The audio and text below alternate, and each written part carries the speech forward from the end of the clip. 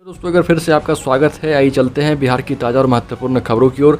लेकिन उससे पहले दोस्तों अगर आपने अभी तक इस चैनल को सब्सक्राइब नहीं किया तो कर लें, जिससे कि आपको बिहार की ताज़ा खबर रोजाना मिलती रहे। एक बार मुकेश सैनी की महागठबंधन में नहीं होगी एंट्री। मुकेश सैनी को लेकर चल रहे सस्पेंस को राबड़ी देवी ने साफ कर दिया और कहा कि वीआईपी सुप्रीमो मुकेश सैनी की महागठबंधन में वापसी नहीं होगी। महागठबंधन छोड़कर वो गए थे, हम लोगों ने उन्हें भगाया नहीं था, राबड़ी देवी ने कहा है। और बीजेपी के नेता उनके साथ जो बर्ताव कर रहे तब उन्हें लालू जी की याद आ रही है। लालू जी गरीबों के नेता हैं और नेता रहेंगे। राजद में सैनी समाज के बहुत सारे नेता हैं, हमें उनकी ज़रूरत नहीं है। खबर एनटीपीसी ने निकाली वैकेंसी। एनटीपीसी लिमिटेड ने पावर ट्रेडिंग विभागों एवं कंबाइंड साइकिल पावर प्लांट में एग्जीक्यूटिव पदों पर भर्ती के लिए आवेदन मांगे हैं। इन पदों के लिए आवेदन प्रक्रिया 25 मार्च 2022 से शुरू होगी और उम्मीदवार 8 अप्रैल 2022 तक ऑनलाइन आवेदन जमा कर पाएंगे। आवेदन के लिए जो तारीख निर्धारित की गई है उसी पर आप फॉर्म जमा करना होगा। यहाँ पर कुल 55 पदों पर भर्ती निकाली गई है। इसमें एग्जीक्यूटिव के 50, एग्जीक्यूटिव इंजीनियर के 4 और बिजनेस डेवलपमेंट पावर ट्रेडिंग के 1 पद शामिल है। पटना मेट्रो को लेकर कोरोना काल में सुस्त पड़ी। पटना मेट्रो के काम की रफ्तार एक बार फिर से तेज हो गई है। ऐसे में पटना मेट्रो में सफ़र का सपना अब 2024 में पूरा होने की उम्मीद है। 2 फेज में हो रहे काम में कोरोना महामारी के कारण लगे लॉकडाउन में थोड़ी देर हुई, लेकिन ब्रेक के बाद फिर से काम की रफ्तार तेज दिख रही है। पटना मेट्रो का काम दोनों फेज में चल रहा। फेज 1 के साथ ही साथ फेज 2 का भी निर्माण कार्य शुरू हो चुका है। फेज 1 में दानापुर से खेमनीचक बाया मीठापुर होकर मेट्रो चलेगी और वहीं दूसरी ओर पटना से ISBT बाया गांधी मैदान होते हुए मेट्रो दौड़ेगी।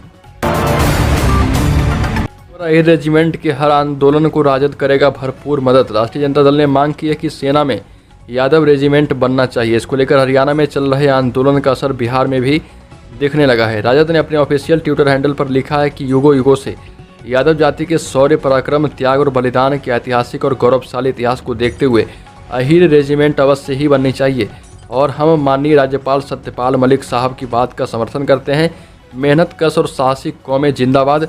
राजद ने जाट रेजिमेंट और सिख रेजिमेंट की तर्ज पर अहीर रेजिमेंट बनाने की मांग कर दी है।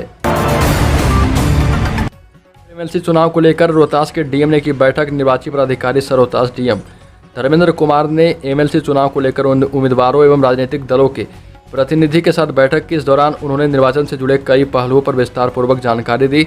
निर्वाचन प्रक्रिया से संबंधित सभी महत्वपूर्ण निर्देशों, मतपत्र का स्वरूप, निर्वाचन एजेंट, मतदान एजेंट, मतगणना एजेंट संबंधी प्रपत्र जो है सभी जानकारियां प्रत्याशियों को दे दी गई है। और बक्सर में सिपाही भर्ती के लिए परीक्षा 27 मार्च से शुरू होगी। बक्सर जिले में 27 मार्च को सिपाही भर्ती की परीक्षा ली जाएगी। इसको लेकर प्रशासनिक तैयारियां तेज कर दी गई है। डीएम ने अधिकारियों के साथ बैठक कर कई दिशा निर्देश दिए हैं। जिले में कुल 46 सेंटर पर परीक्षा आयोजित की जाएगी। परीक्षा 2 पालियों में ली जाएगी। पहली पाली की परीक्षा सुबह के 10 बजे से लेकर दोपहर 12 बजे तक चलेगी, जबकि दूसरी पाली की परीक्षा अपराह्न के 2 बजे से लेकर 4 बजे तक ली जाएगी। और बिहार में बढ़ता ही जा रहा पारा इस बार अप्रैल में ही चिलचिलाती गर्मी से होना पड़ सकता है 2-4।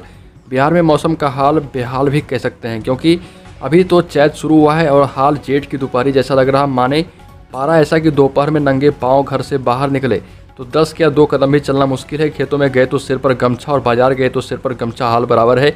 ऐसे समझिए कि इस बार चिलचिलाती गर्मी ने असल समय आने से पहले ही बेहाल कर दिया। होली के बाद से ही पटना के ग्रामीण इलाकों के सरकारी अस्पतालों में उल्टी दस्त के मरीज आने लगे हैं। यानी गर्मी अभी से ही सबाब पर आती दिख रही है। खैर, ये तो जो सामने दिख रहा है वो है। पटना मौसम विज्ञान केंद्र के पूर्वानुमान को भी देखना बेहद ज़रूरी है। पटना मौसम विज्ञान केंद्र ने अगले 5 दिन का जो मौसम पूर्वानुमान जारी किया है उसके हिसाब से सूर्यदेव की तपिश बरकरार रहने वाली है। बात अगर पिछले 24 घंटे की करें तो बांका जिला गर्मी से तपता रहा और यहाँ का तापमान आगे भी जारी रहेगा। राज्य के अधिकतम जो जिले हैं, अधिकतर जिले हैं, सभी का हाल ऐसा ही रहने वाला है। अगली खबर, झारखंड के साहिबगंज से गिट्टी लदे ट्रकों सहित अन्य वाहनों को लेकर मनिहारी के लिए रवाना हुआ एक मालवाहक जहाज बीच गंगा में अनियंत्रित होकर डगमगाने लगा। पटना में जहाज से ले जाए जा रहे आधा दर्जन गिट्टी लदे ट्रक गंगा नदी में डूब गए। हादसे में 5 लोगों के नदी में लापता होने की सूचना है। हालांकि प्रशासनिक स्तर से किसी की डूबकर मौत होने की पुष्टि नहीं की गई है। राहत और बचाव कार्य अभी जारी है। बिहार बोर्ड की इंटर कंपार्टमेंटल परीक्षा के लिए 26 मार्च से भरे जाएंगे फॉर्म। ऐसे छात्र भी आपको बता दें कि बिहार विद्यालय परीक्षा समिति ने इंटर कंपार्टमेंटल परीक्षा के लिए कार्यक्रम घोषित कर दिया है। बोर्ड के अनुसार 26 मार्च से 30 मार्च तक कंपार्टमेंटल परीक्षा के लिए आवेदन पत्र भरे जाएंगे। इस वर्ष बोर्ड ने कंपार्टमेंटल परीक्षा के लिए 1400 रुपये शुल्क निर्धारित किए हैं। परीक्षार्थियों को शुल्क के माध्यम से ऑनलाइन आवेदन करना होगा और बिहार विद्यालय परीक्षा समिति ने इस वर्ष इंटर की मुख्य परीक्षा में शामिल नहीं हो पाने वाले परीक्षार्थियों को भी कंपार्टमेंटल परीक्षा में बैठने की अनुमति प्रदान कर दी है। मुख्यमंत्री मुकेश सहनी के आवास से नेम प्लेट हुआ गायब, राजनीतिक चर्चाओं का बाजार गर्म। बिहार के पशुपालन मंत्री मुकेश सहनी के पटना स्थित सरकारी आवास से नेम प्लेट गायब हो गई है। स्टैंड रोड स्थित बंगला नंबर 6 से नेम प्लेट कौन ले गया, यह अभी पता नहीं चल सका है। कहा यह भी जा रहा है कि नेम प्लेट काफ़ी समय से नहीं है। इस बीच चर्चाओं का बाजार गर्म है कि बहुत जल्द ही मुकेश सहनी इस्तीफा दे सकते हैं, क्योंकि नीतीश कुमार यूपी में योगी के शपथ ग्रहण में गए हैं और वहां पर मोदी और अमित शाह से भी मुलाकात हो सकती है। मोतिहारी और मुंगेर को मिलेगा नया मेडिकल कॉलेज, राशन कार्ड वालों को भी 5 लाख का बीमा दिया जाएगा। आपको बता दें कि बिहार में बहुत जल्द ही मोतिहारी और मुंगेर में मेडिकल कॉलेज खोले जाएंगे। इसको लेकर तैयारी शुरू हो गई है। यहाँ MBBS की 150 सीटें होगी और विधानसभा में बिहार के स्वास्थ्य मंत्री मंगल पांडे ने इसकी घोषणा की है। मंगल पांडे ने कहा कि 2022-2023 में दोनों नए मेडिकल कॉलेज और अस्पताल जो है खोले जाएंगे। इसके साथ ही स्वास्थ्य के क्षेत्र में भी और भी तमाम सुविधाओं के बारे में भी बताया गया है। कहा कि राज्य में मेडिकल कॉलेज की संख्या 8 से बढ़कर 20 पर पहुंच गई है। मंगल पांडे ने कहा कि बिहार सरकार BPL राशन कार्डधारी को भी 5 लाख रुपए तक की स्वास्थ्य सुविधा देने जा रही है और यह आयुष्मान भारत योजना के दायरे से बाहर है। नए लाभान्वित होने वाले परिवारों की संख्या 89 लाख है और इतने परिवारों के इलाज के लिए राज्य सरकार 125 करोड़ रुपये खर्च करने को तैयार है। अगली खबर, चीन के विदेश मंत्री वांग यी ने भारतीय विदेश मंत्री S जयशंकर से मुलाकात की। दोपहर 2:30 बजे दोनों मिलकर साझा प्रेस कॉन्फ्रेंस किए और इससे पहले वांग राष्ट्रीय सुरक्षा सलाहकार अजीत डोभाल से भी मिले। सूत्रों के मुताबिक अजीत डोभाल से मुलाकात में वांग यी ने बॉर्डर विवाद और यूक्रेन युद्ध के भू राजनीतिक पहलुओं के बारे में बात की।